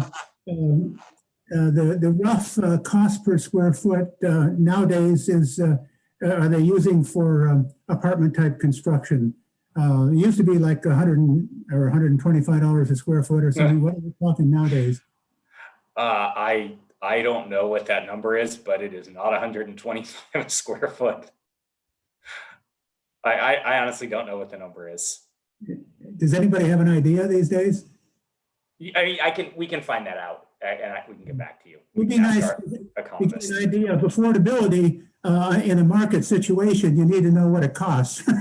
Right. Well, that's part of what Ian had mentioned in terms of the process. If you're doing an inclusionary housing ordinance that Clint mentioned, is that you have to do that feasibility study, and it takes into consideration the cost of the building. And honestly, I know parking is an issue, and you don't want too little parking because then people just park on the street and it has impacts. But a lot of structured parking costs like $75,000 a parking space. So it makes affordable housing really difficult if you're requiring like 2 spaces for a studio. I don't know what the city standards are, but we've seen that in some cities where like every unit needs 2 structured parking spaces, or 2 1/4 with visitor, and you just all of a sudden make it infeasible.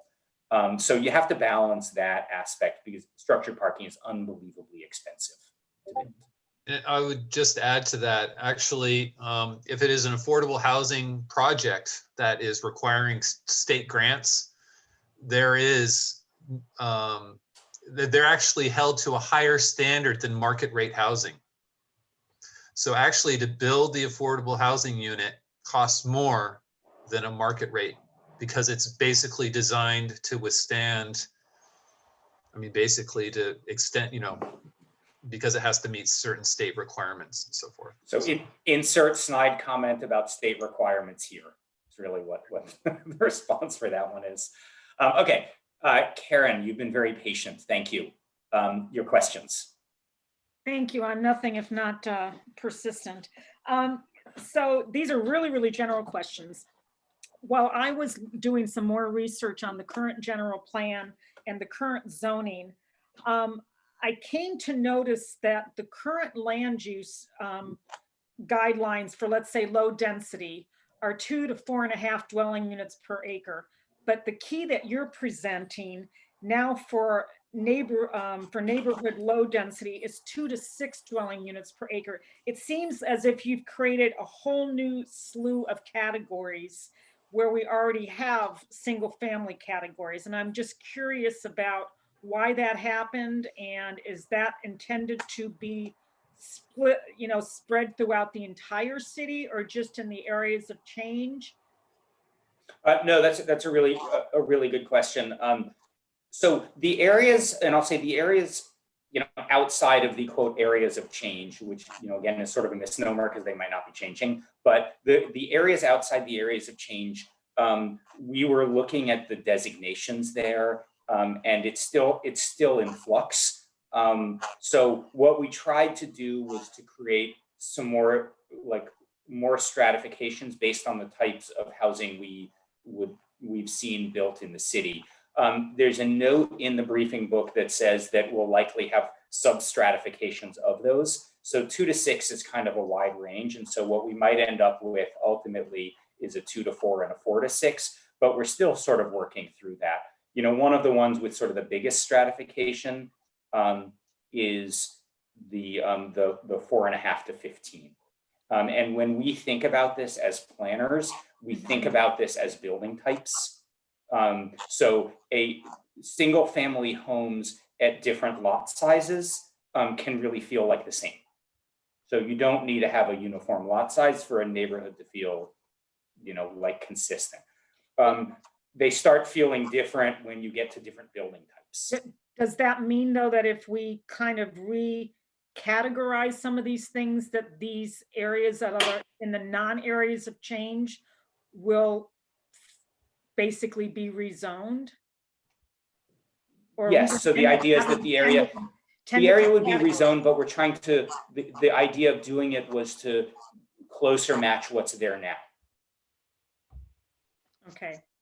Yeah, that just sort of threw me out because when I was looking at the quote, the famous lot, I initially thought, oh, well, it's zoned for 216 houses potentially. And then I redid the maximum density with the current zoning, and it was like 162. So that just sort of threw me. Now, my next question is, looking at the briefing book, and thank you very much that you included some representative, I use that term, representative pictures of what buildings could look like. They're not architectural drawings or anything, I understand that. But looking at throughout the presentation at various pictures of areas that were called commercial regional with the 2.0 FAR, I saw pictures that looked like they could be anything from really, high-end retail to 5-story hotels. Is that correct? So that commercial is a really very wide range. Yeah, that you are correct. That is a very good reading of the document. I will say, I think that we've continued to have conversations about what those stratifications are, those different designations for the commercial. And so I think if you have comments, concerns about it, please let us know what you think. And that commercial regional is designed to be a pretty flexible designation that could handle everything from, a regional mall, if someone were crazy enough to try and build one of those again, to apartment building, not apartments, I'm sorry, to office buildings or R&D. So it can handle, or hotels, it can handle a range of things. Okay.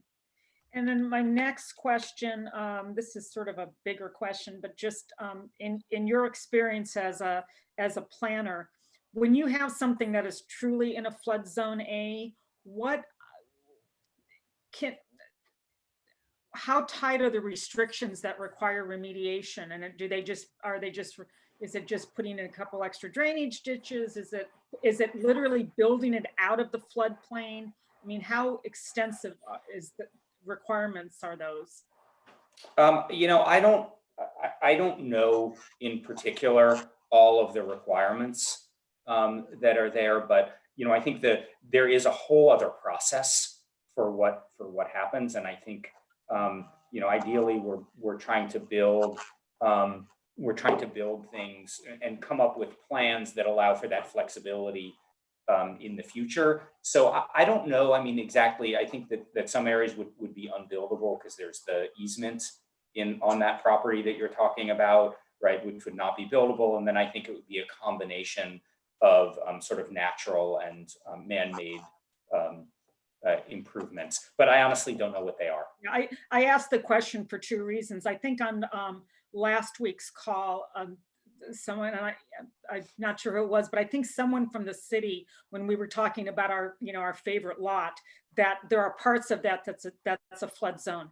That entire 36 acres is a flood zone. So it's not just part.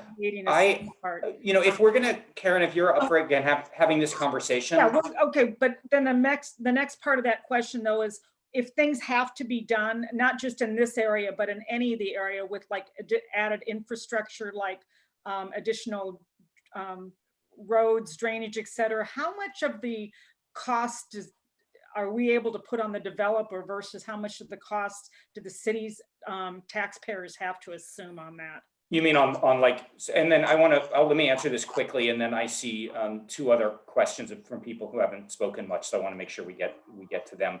I think on a property like that, I think it would really all be borne by the developer, but I can't guarantee that. That's my experience in the past, is that if that's being developed, it's all on the developer to build whatever improvements are needed, and it wouldn't be the city paying for it. Faith. Thanks, Matt. And thanks to all who are doing the office hours today. It's much appreciated. I have two questions. One, just quickly, the comment that was made about mixed use being a loss leader, why do it then? And then the second question is, at the start, Matt, you were talking about people filling out the surveys and making comments in the bubbles on the land use maps. And I know there's also was some comment about there could be like a combination of the different land use options that could finally be decided. And I wondered if you could just speak briefly to what the actual process will be for making recommendations? Are you ultimately going to be based on the number of comments that have been submitted or the survey results, or how will that ultimately be distilled into something for approval? Yeah, I'm going to start with that one because I already forgot your first question. So let me, sorry. Land mixed use. Okay, it's good, thank you. lost later. Which one do you want me to start with? Now that I remember both. The second one would be great because I hope the first one is fast. Okay, so so the process. So we have the survey and we ask the questions in there. So we not only, as you've read it, right? So we not only presented the alternatives, but we have questions that try to get at what the alternatives are showing. And a direction. So what we didn't want to just say, pick A, B, or C for the alternatives and have no idea why, right? So we tried to get at some of the nuance of the alternatives through some of the questions in the survey. To be honest, we had way more questions than this to start with because there are so many questions that we had. So we tried to boil it down. We are going to look at the general direction that we have from the comments we get both in the survey and outside of that, and make a recommendation based on what we're seeing there, but also say why. So there are some areas that, and I've looked at the preliminary results, we're up to 375 plus surveys. So we're, the numbers are getting up there. There are some where it's, it's directional, like we're seeing a direction, and there are some where it's just very evenly split so far from the results. So I'm just like, these are preliminary. If it's evenly split, what we'll probably do is say, this is an area we presented essentially 2 options or 3 options, and there was real even split between the 2. Council, which way do you want to go? Like, this is what we heard, right? And if it's others, we're going to say, look, 75% wanted it one way. This is our recommendation for that. But here's the considerations. So that's how we're going to present it, so that we're not only presenting what we think the direction is based on what we've heard, but the why from the numbers with that. So, but then it all has to work together from the RHNA numbers and from everything else. Okay, do you want to do a follow-up with that?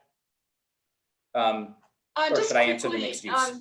You also were telling someone about, sharing, I think, sending emails in or whatever. On the bubbles, on the maps, is there a limit as far as how much information you put in those comment bubbles? I do not know. If you are hitting a limit, there's a limit then. If you are hitting a limit, let us know. If you're writing a page and a half on a comment bubble, I would say that maybe the comment bubble on the map is not the best way to go with that. So, if you have lots of comments like that, maybe ping us offline and we'll figure out a good way to allow you to give your comments that you want to give in response to this. Okay. Okay. Thank you. So then let's see, mixed use really quickly. The idea of mixed use ultimately is a combination of things. So one is when you're creating an area that you want to be walkable, the ground floor of the building needs to be interesting and active. If you've ever walked by a blank wall on a pedestrian street, it's just not fun. So the idea is to create active ground floor space. And ultimately, that's what we're trying to do with the mixed use buildings. The other is to create retail space so that people can have the services there. There's a little bit of a misnomer that I will just say that, that the retail space in the ground floor of a building is supported by the people who live above it. I think that's not correct. Really what we're trying to do is create mixed use places. So a lot of times it's actually easier to have a building that is commercial or retail, and then another building that's all residential. And so one of the thoughts that we had as part of this is to allow some of the areas along Thousand Oaks Boulevard to either be all residential with an attractive ground floor, an active ground floor space, or to have a very minimal amount of commercial space allowed there because of the exact reason you're talking about. It's terrible to see two brand new buildings in a row, 3-story buildings that are mixed use, and all of the ground floor retail is vacant. Yeah, really. We want to create active spaces. I think that's the answer. Yeah. Okay. Thank you. Thanks. Silvana. I have a question based on something that you said earlier, and pardon my ignorance on this. If I have a lot that can accommodate 15 units, right? But I've only got 4, and the extra has been put into the bank, and somebody else uses that, and I come into lottery money or something, and I want to change mine to be 15 units for that acre. Am I allowed to, or has that been taken from me? Well, I think, let's see. So the city previously, in order to allow some development along Thousand Oaks Boulevard, as part of the Thousand Oaks Boulevard specific plan, created this concept of a bank where it transferred density. What we're trying to do, and boy, this is going to be a long answer. I apologize. But what we're trying to do is to normalize everything so that whatever your land use designation is, the maximum is what you ultimately can do there. So we don't have to get in this process of transferring. One of the challenges that we have overall is when you look at the land use map, right now, you have along Thousand Oaks Boulevard, you have Thousand Oaks Boulevard specific plan, which allows 30 units an acre and 50 feet. If the 81,124 does not include maximum build out, full build out of all of those areas. That was approved with the idea that you could transfer density over to those. So if you actually do the existing general plan and full build out of every parcel, and this is not on the books right now, but if you were to just do that hypothetical, it would be over 81,184. And we're trying to make sure that it's not that it's not over that. So what we're doing is, in the future, if you are in an area that is zoned 4.5 to 15 units an acre, then you would be able to do that. There's none of this, we've transferred it out and therefore you can't do it. I think I just made things more confusing. I'm sorry. Well, I think that part of the answer is that basically the new general plan will eliminate this whole banking thing. Yeah. Yes. Shouldn't have existed in the first. That's the simplest answer to the question is that, let's put a timestamp when the general plan is adopted. We're not going to do banking stuff after that. Like, that's not the plan right now. Okay. Boy, I see a lot of hands now that we've hit 12. I'm happy to stay on for longer to keep answering questions. So we'll just keep going a little bit. I just want to quickly raise the concern that our interpreters also probably contracted for a period of time. So going over affects them as well. Thank you. So do you, Michael, if you want to check with them, that'd be great while we answer some questions. So the next is Glenn.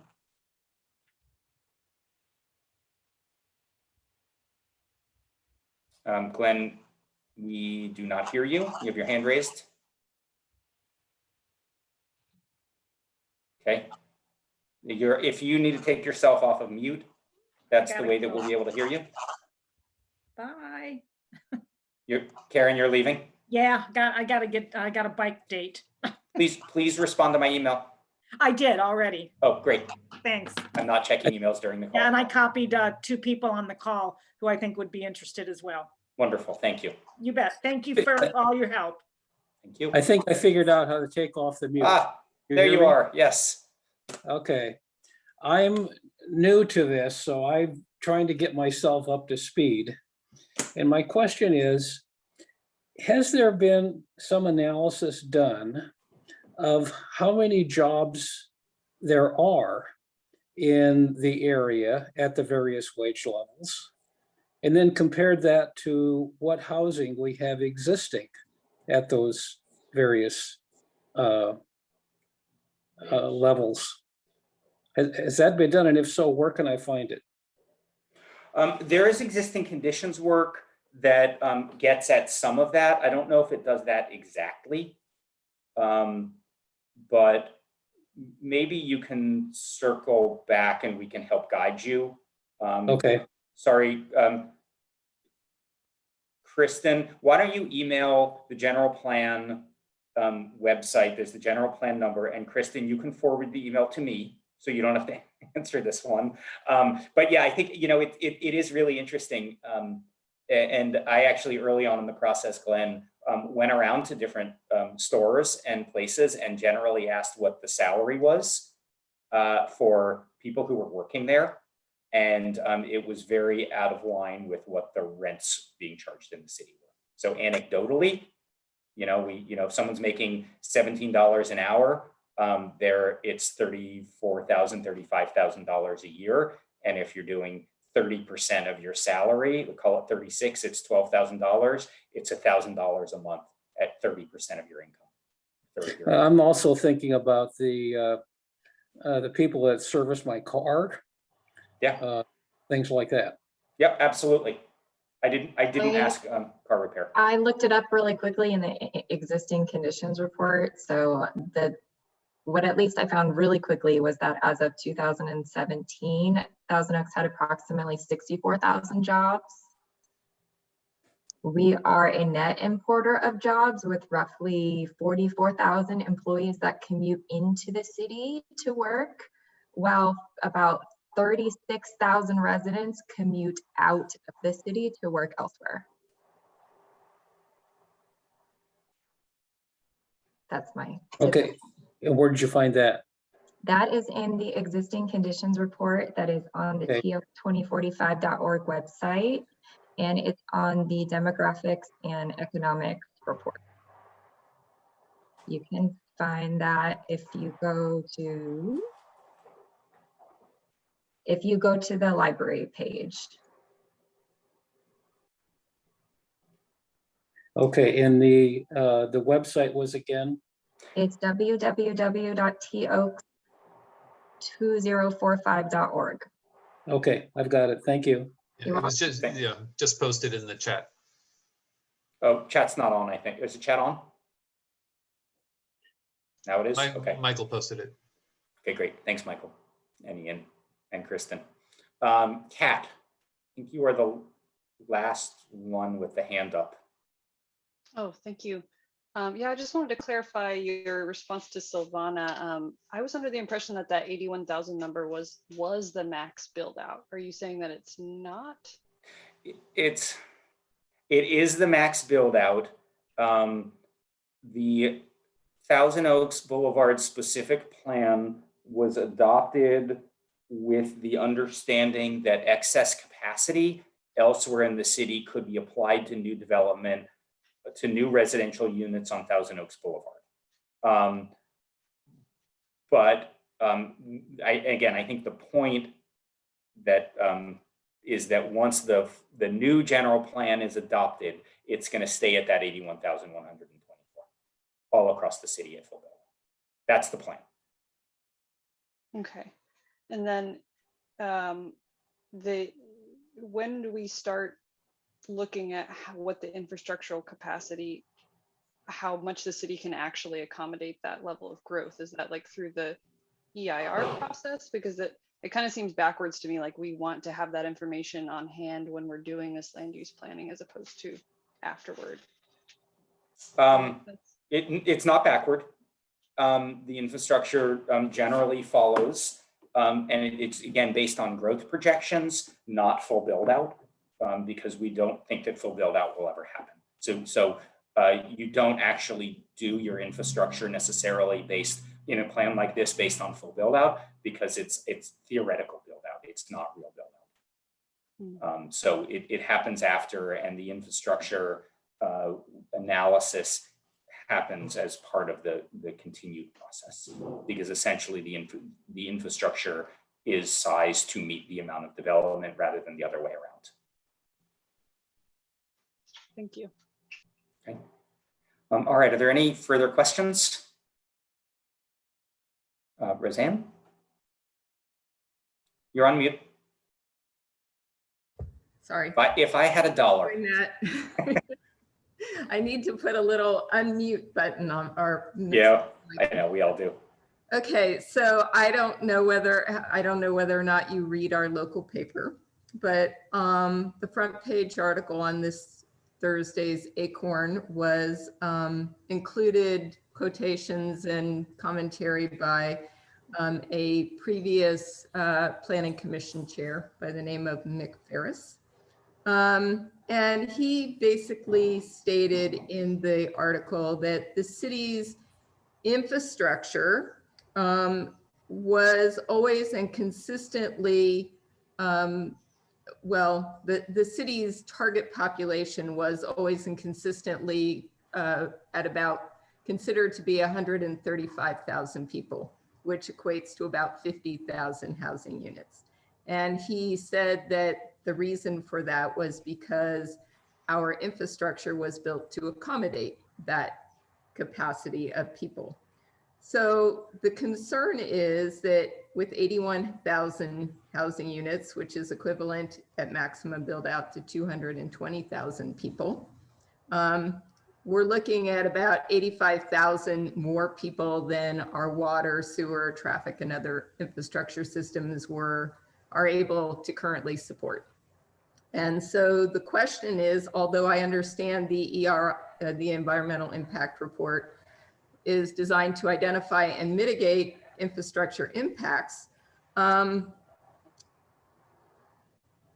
how does the city pay for those infrastructure updates for all those extra people and still maintain the revenues and flexibility to address other pressing issues like adapting to climate change and the strategies that will entail, and mitigating wildfire risk and other pressing problems in the community?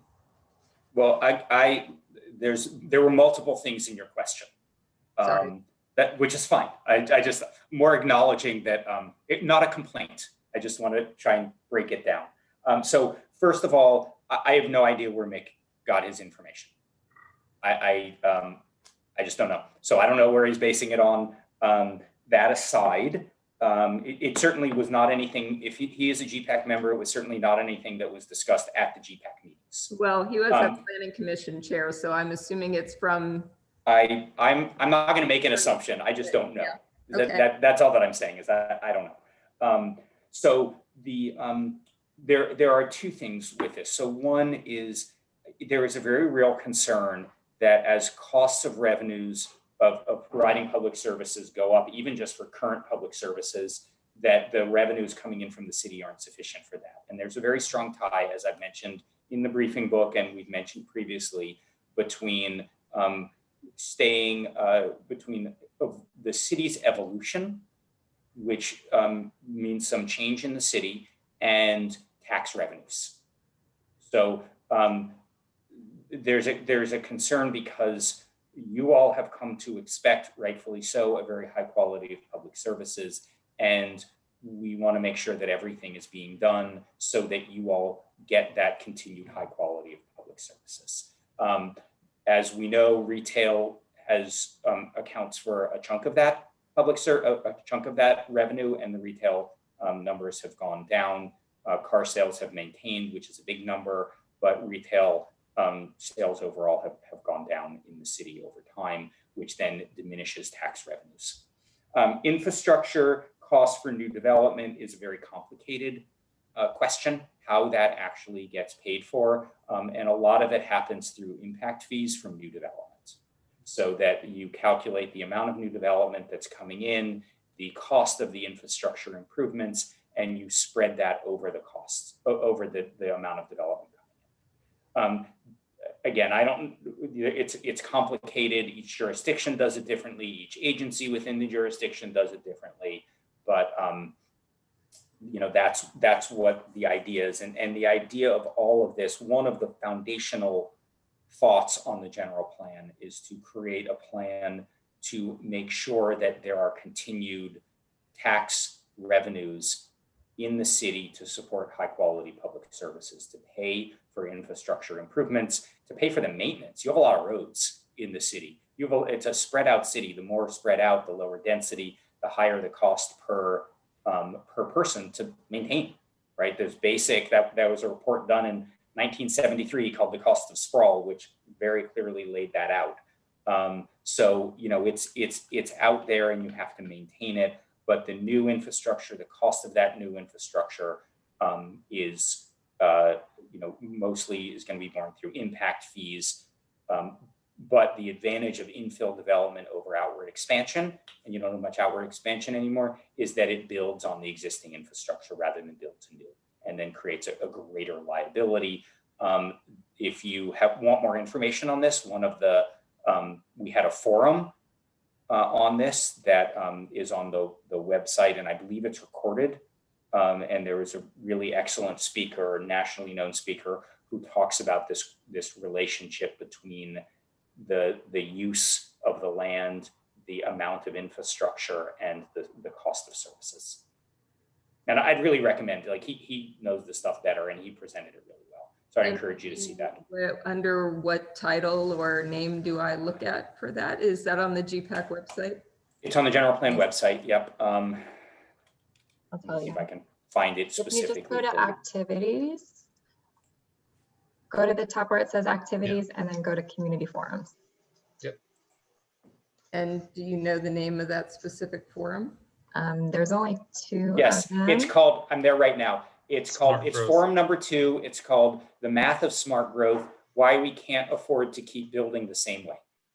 And so just to summarize, am I understanding correctly that you're saying most of our infrastructure payments, infrastructure improvements are going to be coming from fees from developers? Well, infrastructure improvements to support new development, I think, and so we'll have to circle back, but some of this is also deferred maintenance to existing facilities, so that it's not so simple to just say that new development pays for the cost of all development of all infrastructure improvements, because there's ongoing operation and maintenance that current residents pay for. It essentially becomes part of the same system. Okay, thank you. Okay, we're at 12:20. Are there any additional comments? Questions?